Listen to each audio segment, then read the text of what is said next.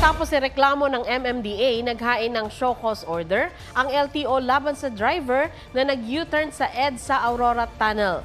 Pinapaharap ang driver sa LTO Central Office sa Lunes. Dala ang kanyang sasakyan at written explanation sa insidente. Kabilang sa mga posibleng parusang ipataw ang pagsuspinde o pagbawi sa kanyang lisensya. Ayon sa MMDA, inilagay sa panganib ng driver ang mga motorista, lalo na ang pagsakop sa daanan ng EDSA Bus Carousel nang mag-U-turn ito. Huwag magpahuli sa mga balitang dapat ninyong malaman. Mag-subscribe sa GMA Integrated News sa YouTube. Sa mga kapuso abroad, subaybayan nyo kami sa GMA Pinoy TV at sa www.gmanews.tv.